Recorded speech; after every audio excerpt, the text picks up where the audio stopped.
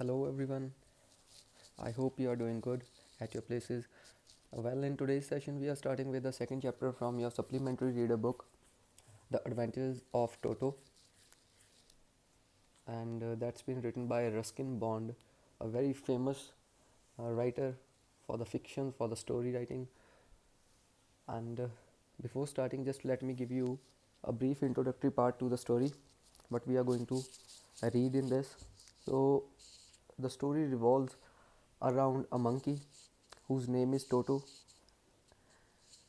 The main character of our story is Toto, and that is a monkey.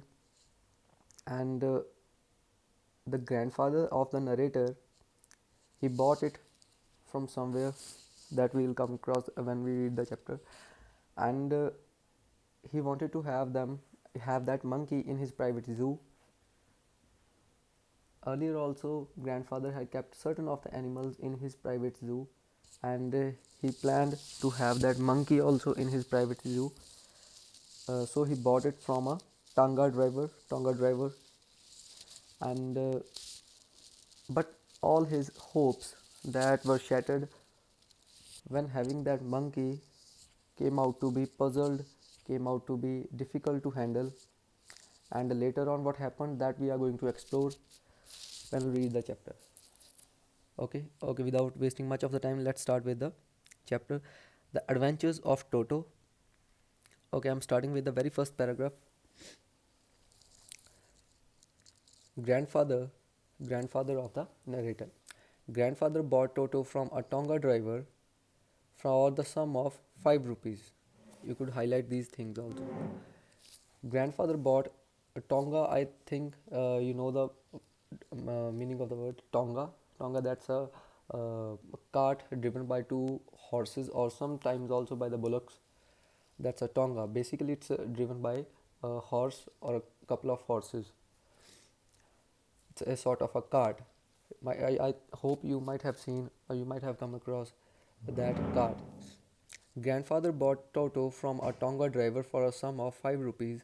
The Tonga driver used to keep it little red monkey tied to feeding through, and the monkey looked out of place there that grandfather decided he would add a little few of his private zoo.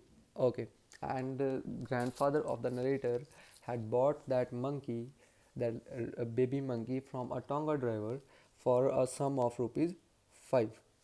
Okay, next, second paragraph. Toto was a very pretty monkey. His bright eyes, you could underline the physical features of Toto, of that monkey. That could be in the question also. Toto was a pretty monkey. His bright, sparkled eyes, with mischief beneath deep set eyebrows, and his teeth, which were a pearly white, were very often displayed in a smile that frightened the life out of a elderly Anglo-Indian ladies. So, in these lines, the physical features of the monkey Toto are being discussed.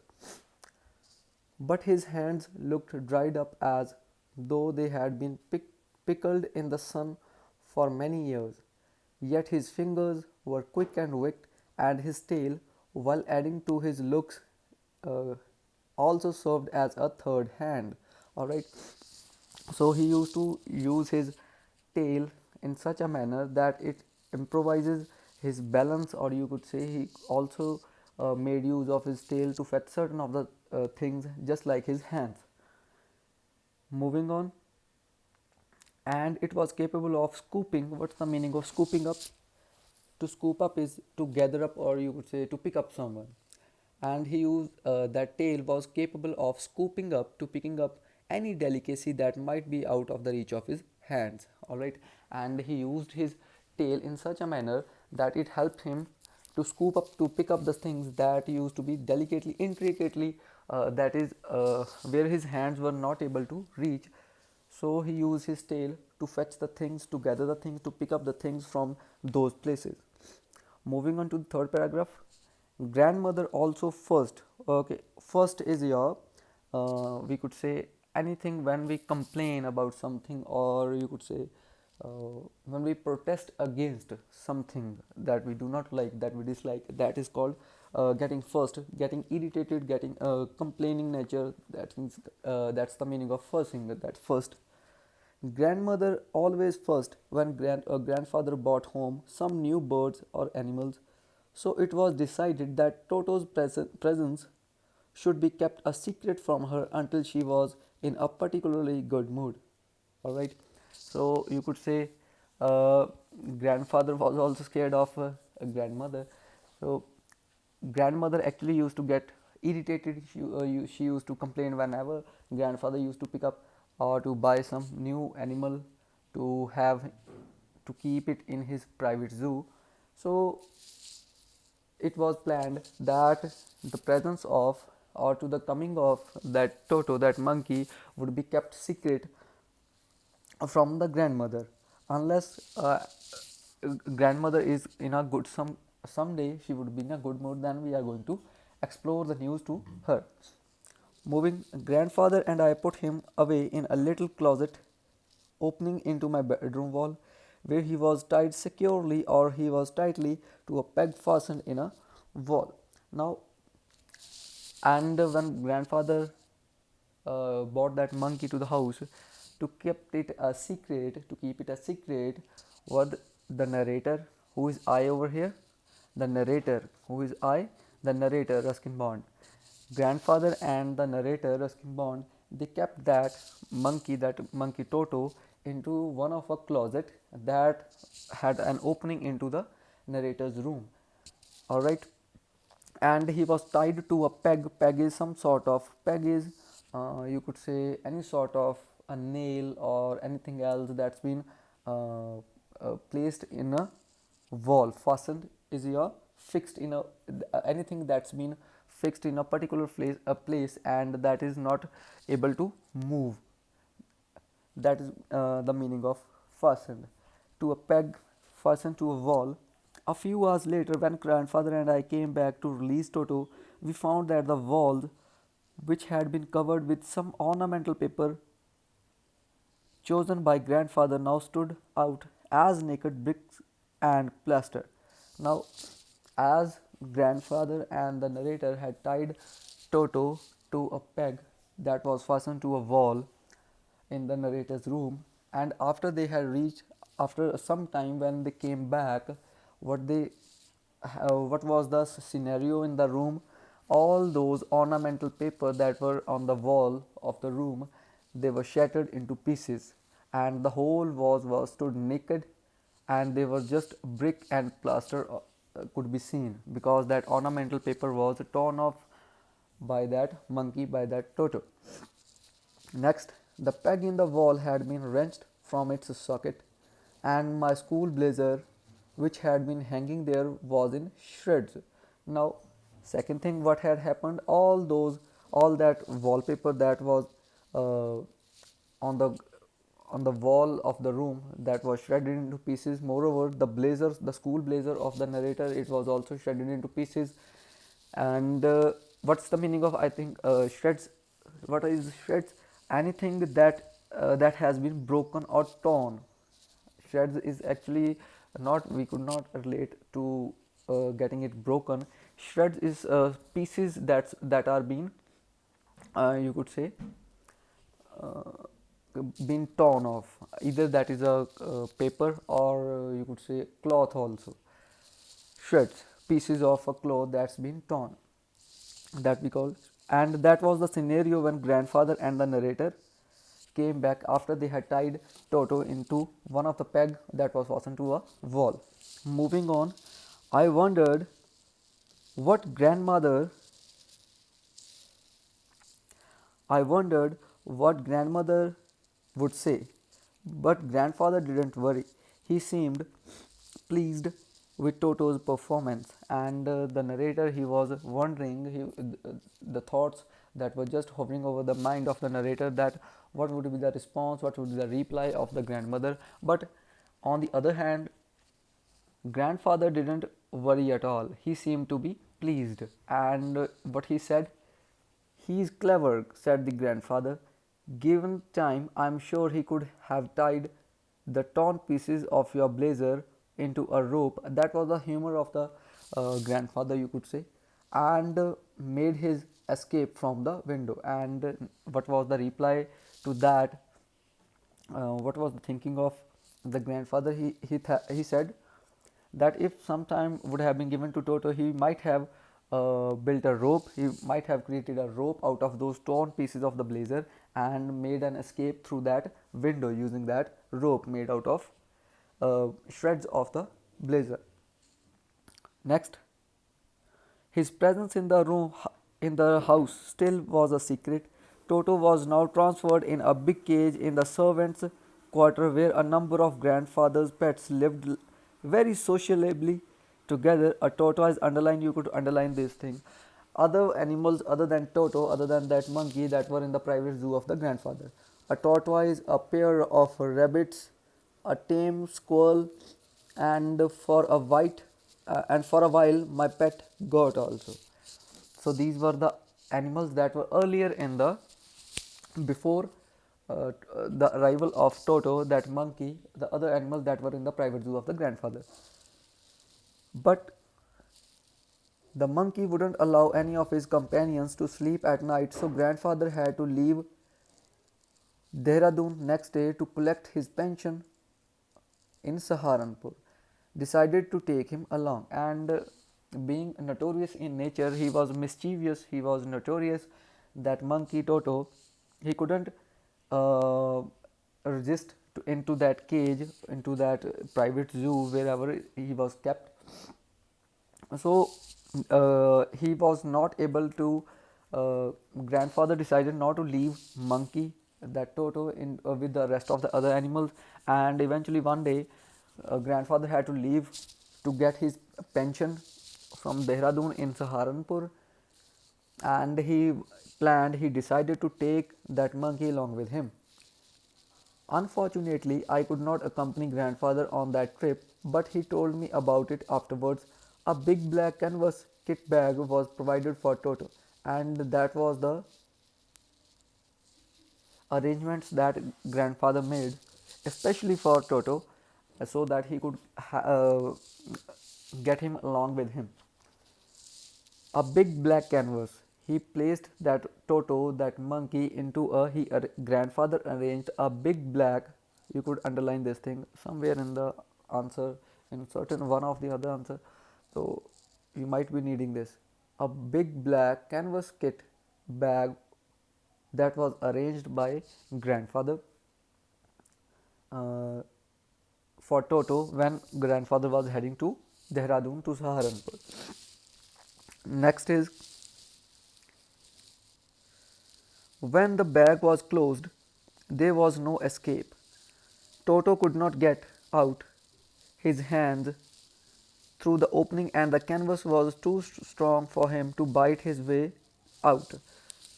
And that canvas bag was strong enough, and Toto could not breach out through that canvas bag. His efforts to get out had the effect of making the bag roll about on the floor, or occasionally jump into the air. And that was actually an exhibition that attracted a curious crowd of onlookers on the Dehradun railway platform. And as Toto tried to breach out of that canvas bag, he could not make it, but the movement of that monkey, that animal, that Toto in that canvas bag, made that canvas bag to roll about. And that was a source of, you could say, that was an exhibition. The word being used over here is exhibition. That was an exhibition to the spectators that were at the platform. All right. Toto remained in the bag. Next paragraph. Toto remained in the bag as far as Saharanpur, but while grandfather was producing his ticket at the railway turnstile, Toto suddenly poked his head out of the bag and gave the ticket collector a wide grin. And throughout the way, it was an easy task for the grandfather. Toto didn't came out of that, uh, you could say, that canvas bag. But as soon as they reached the Saharanpur railway turnstile, Toto, he poked out his head out of that canvas bag, and he gave a grin look What's the meaning of grin? I hope you know the meaning of grin. You could say a broad smile. That's the other meaning for other word for a broad smile. That's called grinning, grin. And he gave the ticket collector a broad smile. And after looking at that animal, what was the conversation between the grandfather and the ticket collector, that we are going to read. The poor man was taken back, but with great presence of mind and much of grandfather's annoyance, he said, "Sir, you have a dog with you. You will have to pay for it accordingly." So, the ticket collector, what he said, that you are carrying a pet along with you, you are having a dog. He presumed it to be a dog. So, he said that you have to pay for one ticket more. Alright, that you have to pay for the ticket of the uh, pet you are carrying along with you. And in reply to that, what grandfather said, then grandfather just to get, next paragraph, the grandfather just to get his own bag took from his pocket our pet tortoise and said, what must I pay for this also, since you charge for all animals? And in reply to that, grandfather was also carrying a tortoise, that pet tortoise, along with him, and he took it from his bag, and he said, and if since you are charging for everything that I am carrying along with me, so what would be the charges for this tortoise also, just let me know that. The ticket collector looked closely at the tortoise, prodded. What's the meaning of prodded? Prodded, you could say uh, something slight, a slight push with his fingers. Prodded, when we push slightly, delicately with a two or one finger, that is called prodding. The ticket collector looked closely at the tortoise. A slight push was given, prodded it with his forefinger, gave grandfather a pleased and a triumphant look, and said, "No charge, it's not a dog." And that was the reply for the uh, look, and that was the reply from the ticket collector to the grandfather, that this is not a dog or something like that, so no charges for this one. You can head along with this as it. Moving on, when Toto was finally accepted by grandmother, he was given a comfortable home in the stable where he had a companion, the family donkey, and his name was Nana. And after the news of the monkey in the house was explored to the grandmother, he was given a, that monkey was kept along with a, at his proper place along with the other pet animals, that was a family donkey, and his name was Nana. On Toto's first night in the stable, grandfather paid him a visit to see if everything was comfortable with Toto. To his surprise, he found Nana without apparent cause pulling at her halter and trying to keep her head as far as possible from a bundle of hay. So that was the mischievous. You could highlight these three lines. So because of that mischievous, you could say nature, or that notorious nature, on the night when that monkey Toto was kept with the family donkey Nana at the night time, just for a casual cause, grandfather had a visit, a general visit, to see if Toto was comfortable at his place, and to his surprise, what he found out, that he was pulling at her halter. What's the meaning of halter? That rope that's been uh, placed on the head of a donkey, or you could say a horse, to halt it, to stop it. So that is called haltering. That is called halt. And pulling at her halter and trying to keep her head as far as possible from the bundle of hay. And that monkey was pulling over that halter, that rope that was on the head of the donkey, and he was trying to keep his head away from the hay that he was trying to eat. Grandfather gave Nana a slap across his haunches. What are haunches? The lower back part of the any four-footed animal on which they sit, that are called, that part of the body of that animal is called a haunch, back part of the back legs. When any four-footed animal sit on its back legs. Those are called haunches, just like a cat or something else you would say. Those are the haunches. Grandfather gave Nana a slap across her haunches and she jerked back, dragging Toto with her.